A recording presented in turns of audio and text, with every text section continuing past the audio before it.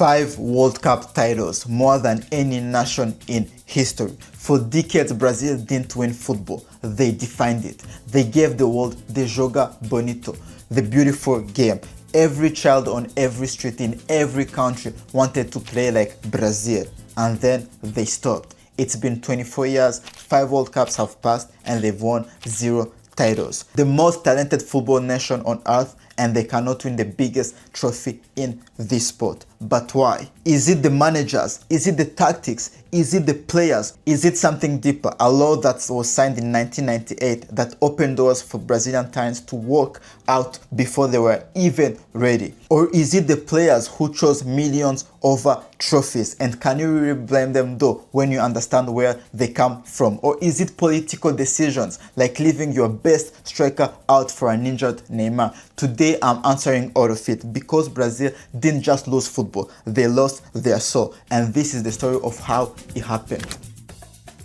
To understand what Brazil lost, you have to understand what they had. We have to go back in the United States in the 1994 when Brazil end their 24-year wait and win the World Cup. We're talking about a squad of Romario, Bebeto, the famous Crowdo celebration that everyone copied. This was a team built on joy, on freedom, on the Brazilian way. But 1994 was just the appetizer, because what happened next in 2002 in South Korea and Japan was just even better. At that time, Brazil produced arguably the best World Cup performance we've seen in history. Ronaldo had suffered a mysterious seizure the night before the 1998 final, came back in 2002 and scored 2 goals in the final. That was the greatest comeback history at that time in football. Ronaldinho, who was playing with a smile so wide that it didn't matter that he was destroying defenders. He made it look like fun. He made it look like a game, like how football was supposed to be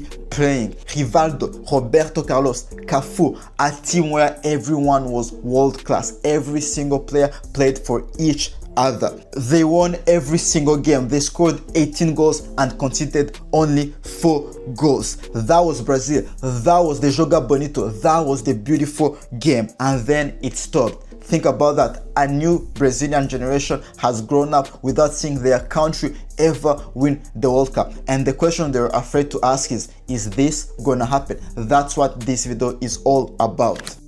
Because what followed next was failure after failure. 2006 where players were partying before a quarter-final exit, and then 2010 where the World Cup was in Africa and they lost against Netherlands even when they dominated the first half and everyone thought that they could beat Netherlands. Then 2014 at home, the famous 7-1, the most humiliating result in Brazilian football history, on home soil in front of their own people. And then we think that they were gonna come back in 2018, but it results in Neymar becoming a global meme because of his diving. And then 2022, the latest one where they lost on penalties against Croatia in quarterfinals, and it is always in the quarterfinals that they have that heartbreak. So 5 tournaments have passed. It has resulted in 5 failures, and each one hurt more than the last. There is a lot of reason we can use to explain what happens to Brazil, but the most evident one is the identity crisis. Should they embrace freedom or discipline? Nobody knows really anymore, because every manager comes in and tries something different. There is no philosophy, there is no consistency, there is really nothing tactically that Brazil can hold on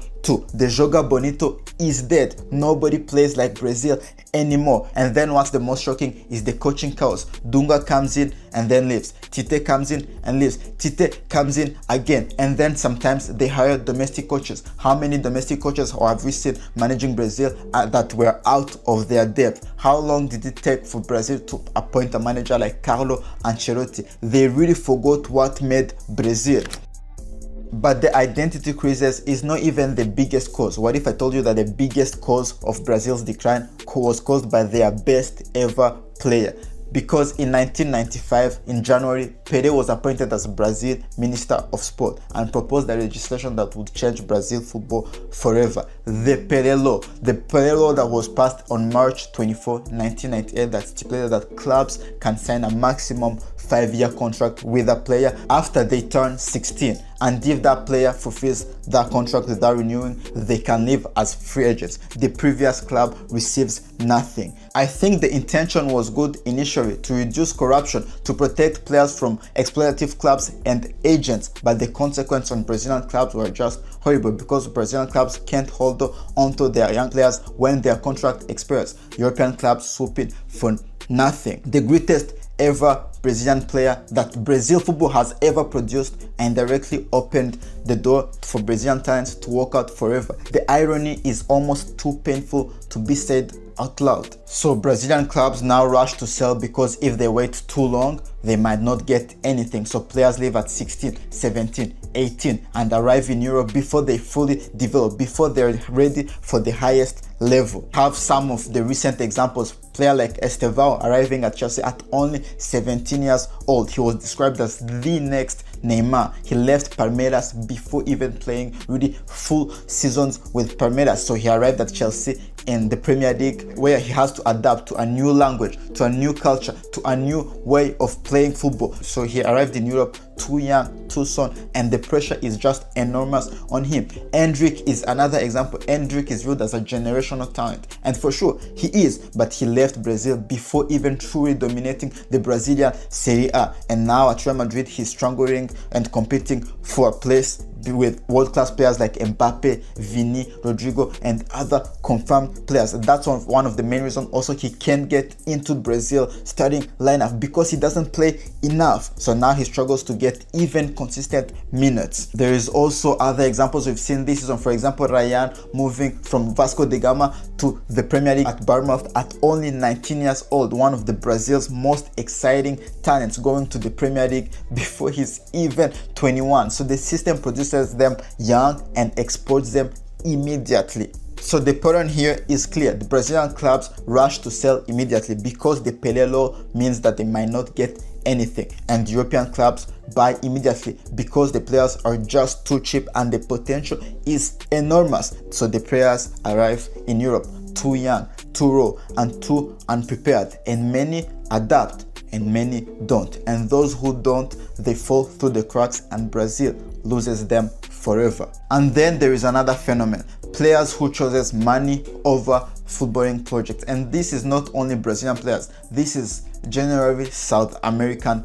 players, but we're going to focus on the Brazilian players. The best example we have is Oscar, that left Chelsea to join China at 25 years old in 2017. He was in his absolute prime, playing at one of the best European clubs. He could even have gone to Real Madrid or Bossa even later in his career. He had the talent to do so, but he chose Shanghai because the money was simply too good. At that time, he never played again at the highest level. He never won a major trophy again, and that was one of the best Brazilian midfielders of his generation, who was gone at just 25 years old. But I don't want to talk just about Oscar. Let's talk about Neymar, who's viewed as the best Brazilian player in the recent years. So Neymar, I don't even want to talk about his move from Barcelona to PSG because there was a sporting project behind that. Let's talk about his move from PSG to Saudi Arabia at only 31. He left PSG at 31, regarded as still one of the best players in the world. He could have easily found a European club that would have helped him achieve again his potential. But no, he played just 7 games for Al before that catastrophic injury. His value regressed immediately. So that's an example of the greatest Brazilian player of his generation who chose money over his Ballon d'Or dreams, because Neymar, he had told us that his dream was to win the Ballon d'Or, but he never achieved that dream. And the latest example I have is, for example, a player like Angelo Gabriel, who arrived at Chelsea really young, and now at just 20 years old, he has chosen to go play in Saudi Arabia at Al Nassr. So the next generation is already making the same mistakes. Before we judge these players, it's important to understand something that European football media won't talk about. Most of these players grew in extreme poverty. Football is not a passion, it's survival. So from extreme poverty with all kinds of privation, they become millionaire overnight, and agents want to sell them abroad for a huge commission fee, and Brazilian clubs don't even respect their own contract. So when a club comes in and offers 200 grand, a house, a car, and even a flight back home, would you say no? No, you won't. It's like me. Do you think I would say no if you guys help me reach 1,000 subs before the end of the summer? No. So if you're enjoying this video and if you enjoy my content and you're not yet subscribed, please subscribe for more football content, and maybe one day I'll also be able to have that Brazilian lifestyle. I have to understand that football in Brazil is not just a sport, it's an escape. It's an escape from hunger, from violence, from a life without future. So when Oscar chooses China, he doesn't choose money for himself, he chooses security for him, for his family, and for the generations of his family. And can you really judge a man for this? No, I can't, and I won't. But here's what I will really say. The system fails these players before they even made choices. Nobody educated them, nobody guided them, just agents who wanted their commissions. Brazilian clubs don't even respect their contract. They sell players without warning. They sell players without even letting them choose. So why should Brazilian players also give them royalty? Why should they respect their clubs? So the real villain in this story is not Oscar, it's not even Neymar, it's not even Angelo Gabriel. The real villain is a system that takes children from poverty, puts a ball at their feet, makes them millionaire overnight, and leaves them completely alone to navigate the most complicated decisions of their lives. Until Brazil fixes that system, the exodus will never stop. After everything we've talked about, the failures, the exodus, the identity crisis, you'd presume at least Brazil pick their best available players. No, they don't. João Pedro is the perfect example. 29 goals and assists this season. Chelsea's men's best player of the season. One of the best strikers in the Premier League. He wasn't selected over a player like Neymar. Neymar, who had suffered an injury 2 days before the squad was announced. Neymar, who hadn't played a game for Brazil for the last 3 seasons. That's what we call a political decision, not a footballing one. And political decisions over footballing ones are exactly how Brazil lost their soul.